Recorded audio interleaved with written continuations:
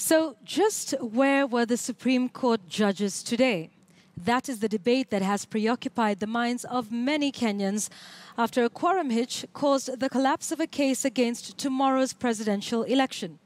Though Chief Justice David Maraga gave reasons why, the Deputy Chief Justice Philomena Mwilu and Justices Njoki Ndung'u and Ibrahim Mohammed failed to show up in court.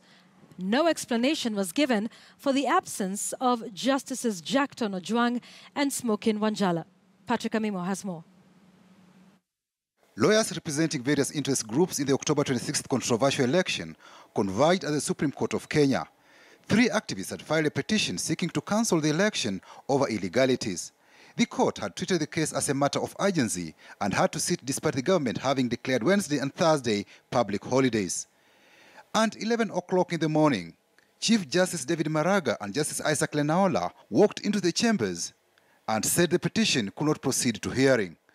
Following the events of last night, which are in the public domain,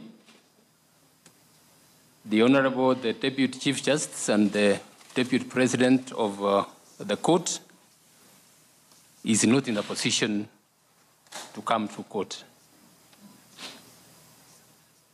The Honorable Justice Ibrahim is unwell and is out of the country for treatment. The Honorable Justices Ojwang and Wanjala are not able to come to court.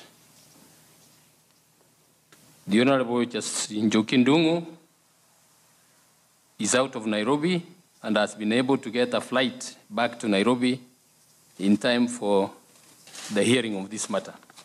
The National Super Alliance alleged the quorum hitch was part of a scheme by the ruling Jubilee administration to frustrate those keen to block the October 26th election. The lack of quorum on the part of the Supreme Court is not by coincidence or is not by accident.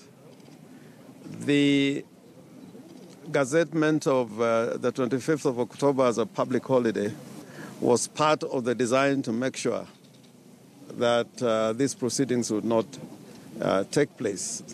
But when the Chief Justice made the order that the proceedings will continue anyway, there was an attempt on the life of the Deputy Chief Justice. And if you don't believe me that it was an attempt on his life, she was not here this morning, which means the events of last night must have deeply traumatized her. The IEBC lawyers said since the matter could not be heard, the election shall proceed as scheduled. If the commission there goes on with the election tomorrow, purported elections tomorrow, it will be an illegality ab initio. One of the candidates in the election was happy that the petition failed to take off.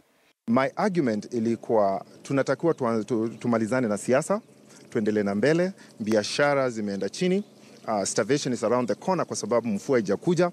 Earlier at the High Court, Justice George Odunga had ruled that the gazettement of returning officers and their deputies by IEBC was illegally done and violated the Elections Act. The officers are to oversee Thursday's election. My client, the Commission, did not comply with the law with regard to the issue of appointment of returning officers and their deputies, and it could not rely on the fact that it's the same officers who may have conducted the elections for 8th August. They ought to have notified political parties and independent candidates. The court did not give an order to quash the Gazette notice, but it made a final determination that their being in office is illegal by virtue of the fact that the process leading to the appointment itself was illegal. Orengo says failure by IEBC chairperson Ofula Chebukati to file any responses to the petition by the petitioners signaled acceptance. Though IEBC Vice Chairperson Consolata Maina responded to the petitioners in a new capacity as the Deputy National Returning Officer, Orengo said the position does not exist under the Constitution of Kenya and or any electoral laws. No, this matter is still in court, the one which was filed today. So probably the petitioners may want to take a date.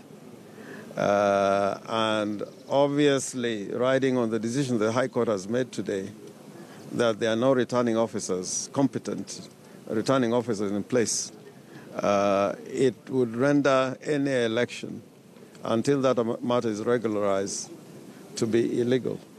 IEBC lawyer Kamau Karori said since the court declined to grant the order to quash the appointment of returning officers and their deputies, the officers have the power to conduct the controversial election. Our candidate has withdrawn, and NASA as a coalition will not take part in bogus and fraudulent elections. Raila, I have a lot of respect for him. He has fought for this nation for many years for multi-party na kile chochote. Lakini tunasema tuongojee ifanyike ndio tujue kama kulikuwa irregularities. Otherwise for now it is only speculative and nothing else. Jubilee supporters who had camped near the Supreme Court of Kenya celebrated the lack of quorum, which led to the adjournment of the case and thus paved way for the election. Despite the quorum hitches having hit the case that sought to nullify the October 26th election, the elections will proceed despite the legal hurdles, and the case might still end up at the Supreme Court after the elections. Patrick Amimo, KTN.